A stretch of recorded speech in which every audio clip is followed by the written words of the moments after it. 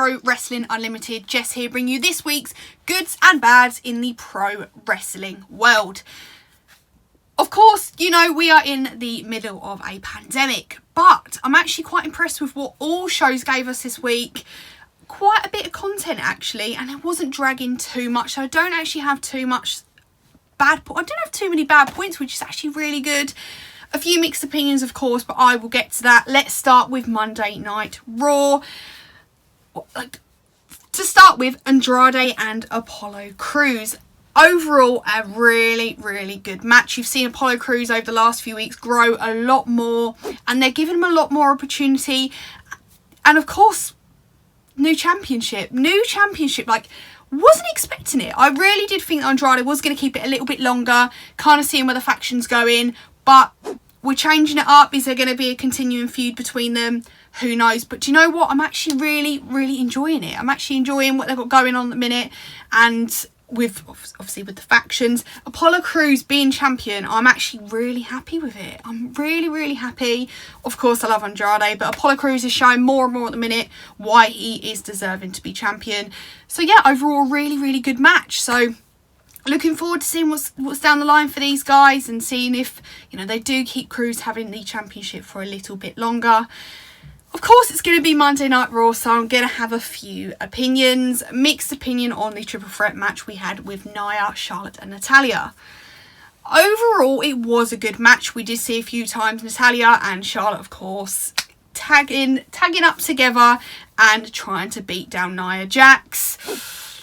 A bit actually confused why, you know, a few of them in the match were in the match. Charlotte, I'm not really sure why she was there. The same with Natalya. There were probably a few other people they could have maybe put in there rather than those guys. There's not really much I can say. It was a good match. Not surprised with the winner. Not surprised at all.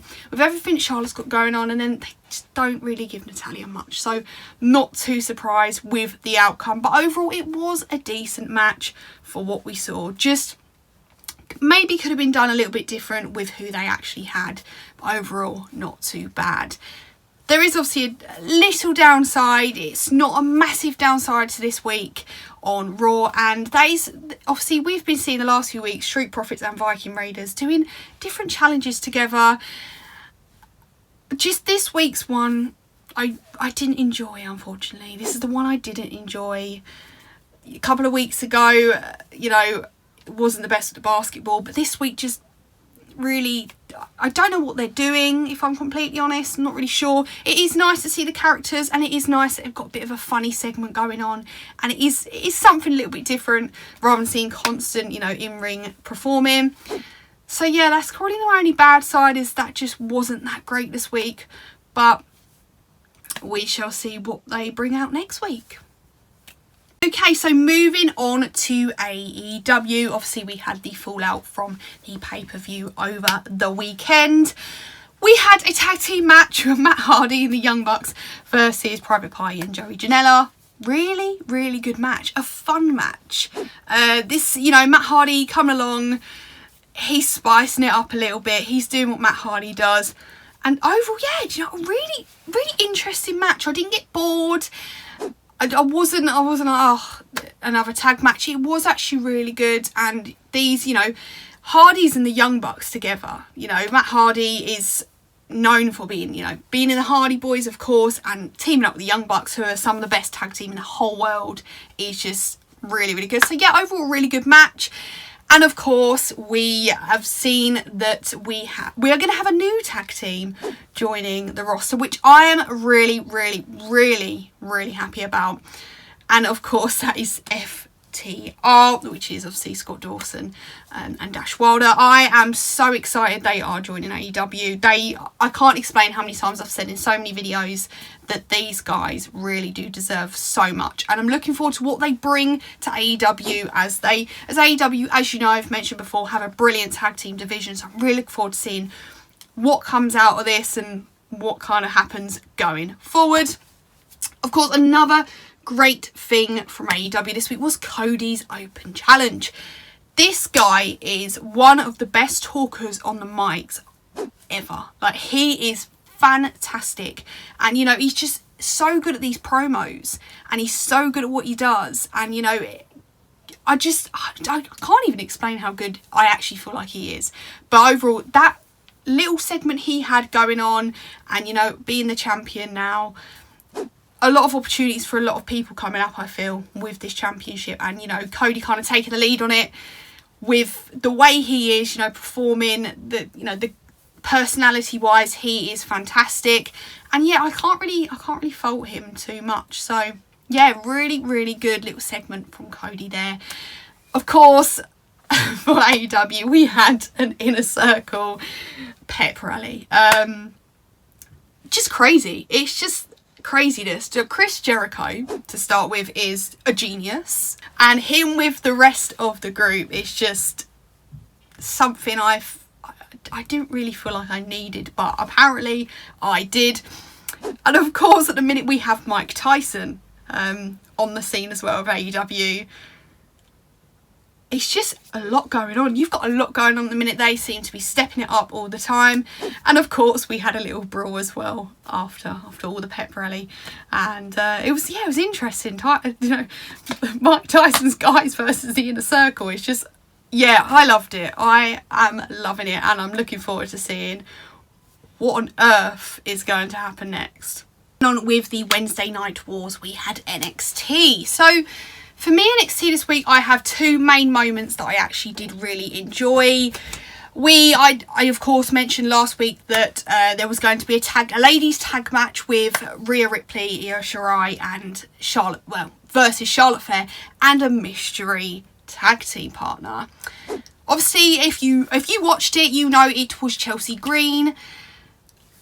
So, personally, probably wouldn't have been the person I would have picked to be with Charlotte, if I'm completely honest. They've got a huge, amazing roster. Wasn't expecting them two together, but in a way I kind of do think about it because they are, you know, very showy, very glitz, glamour, that kind of thing. Do you know what? This match was brilliant. Absolutely brilliant. And, you know, Rhea and Io Shirai together are just beautiful, like absolutely. They are really so good. They're so strong. But do you know what? Despite Chelsea, you know, being involved in this, I feel like it was good for her. It was good for her ability. Being against, you know, those two and in team with Charlotte Flair is huge. You know, it's huge for kind of her career, really. Learning from some of the best. And as you know, Chelsea Green has been about for a while. For me, she's never been the strongest competitor out there. But working with these guys, these people, we don't know. We might see more and more that she is going to just blossom. Is she going to team up with Charlotte a little bit more? Who knows? But it was good for her. And, you know, I'm happy in a way that she was the mystery tag team partner. So let's see what kind of happens there. We're going to get, you know, some more of the main roster guys come over. Who knows what's going to happen. But yeah, I was intrigued. I was very intrigued with this match. Moving on, of course, there is a match of the night which was probably my favourite match of the whole week out of all the shows, if I'm completely honest. And of course, that was the main event of the night, which was obviously the NXT pit fight between Thatcher and Matthew Riddle. What a match. So I've seen, you know, over social media this week, everybody was a big fan of this match. And I'm not surprised because it was really good. These guys are absolutely incredible. I was really impressed. Really enjoying what they're kind of doing at the minute. Obviously with Timothy Thatcher, you know, debuting a couple of weeks ago, and they are showing he is, you know, the big strong guy, and he's ready for anything. He's ready for anything. Of course, Matt Riddle, there was a few little rumours that he was going elsewhere, which I will talk about. And of course, this kind of did seem in a way like a kind of ending for him at NXT anyway. A lot of people were kind of saying it, but I thought a really good match. And, you know, these two did show how good they really are in the ring. And yeah, this whole kind of match, you know, stipulation should be going forward, maybe Timothy Thatcher's really strong point I think. I feel like that anyway. But yeah, let me know what you think of that. But definitely, that's what I think of Timothy Thatcher and how he should be used going forward. So that leaves us with Smackdown. Okay, so a few different opinions on Smackdown this week. I'll start with the good stuff and then it get a bit lower. But do you know what? I'm going to start with, there was a match between Sonya Deville and Lacey Evans. I was really, really liking this match. Two people, you know, I was a bit unsure on being against each other, but it seemed to work. It seemed to actually really work. And Sonya Deville at the minute, I've said for weeks going forward, you know, weeks ago, I've been saying this, Sonya Deville is absolutely killing the game at the minute. She is showing how good she really is. And, you know, she's given them opportunities. Finally, like, I've been waiting for so long for Sonya Deville to have these. So it is about time. And hopefully now, you know, we're going to see less of the Mandy matches with her and more of her with the other ladies on the roster, because she could really bring out some really good stuff. So with Lacey Evans, what's going to happen with her? Is this going to maybe be a Sonya Deville, Lacey Evans feud? It's something I'd be involved in. It's something I'd actually really enjoy. Is it going to be a feud going forward? Who knows? Hopefully. I actually do really hope this is going to be something bigger and better, because, you know, Lacey Evans needs someone new to go against. They've used everyone they can at the minute, so give Lacey Evans a Sonya Deville, and yeah, I think overall it'll be really good. Of course, they did make an announcement, like I literally said a couple of minutes ago, that we thought someone on NXT was going to be moved over to the main roster. And yes, it is happening. Matthew Riddle is coming to Smackdown. I am obviously the biggest Matt Riddle fan, so I am so excited about this. Like, you don't even understand. They could have done it a different way. I feel like Kurt Angle introducing him to Smackdown was not the way it should have gone. He should have done a surprise. There should have been bro music. He should have come out at some point on Smackdown. He should have, even if he came next week and nobody knew about it and he came out, that would have been it. That would have been, I would have been so happy. Of course I'm happy he's coming to Smackdown, but I feel like maybe he deserved a different way as well. It's kind of, you know, you can't really, you know, be horrible to Kurt Angle, but it didn't really work as much having him kind of introduce Matt Riddle to the roster. But moving on, mixed opinions about this. Okay, the Battle Royal overall, it was good. I shall say it's a lot going on beforehand. A lot of drama. Yeah, it was very chaotic to start with. The whole battle royal of the, I don't even know. A lot just happened. The one thing I would say, of course, which I think everyone's mentioned, is there was a little part in it where we saw, of course, Jeff Hardy get arrested. Little bit not impressed with this. Not gonna lie to you, not really impressed with the whole situation. A little bit close to home for him, I feel. I would not want to be in that conversation in that room at the time he got told that was what he was going to be doing. You know, Jeff Hardy has been involved with a lot of different things on his, you know, personal life wise. So this didn't really age too well with me. I'd like to say looking forward to seeing what's going forward, but I'm a little bit worried. Because I did think Jeff Hardy was going to come back and he was going to be something completely different. Are they really going to think about using this as their storyline? Because I don't know. But of course, for once, we saw Sheamus. We saw something good happen with Sheamus. And I've been waiting for it. I've been moaning for weeks. He was in squash matches constantly. And it's good, obviously, he's being used. But he's a filler. And I've said this for so long. What is going to happen with Sheamus now? What is going on? He's, of course, won this week.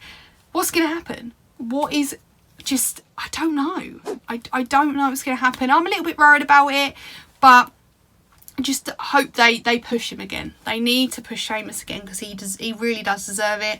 Maybe the Jeff Hardy thing that I keep talking about. I think I just want this feud quite a lot. So yeah, that is it for Smackdown. Overall, it wasn't that bad of a week. I'm going to go, of course, with best show of the week is going to be AEW. They just smashed it out of the park for me this week, of course. They're doing well. They're really, really doing well. But yeah, that is it for today's video. Make sure, of course, you check out my socials and make sure you like and subscribe the videos on Pro Wrestling Unlimited. And make sure, of course, you are subscribed to them as well. And they bring you everything you need. And I shall see you very, very soon.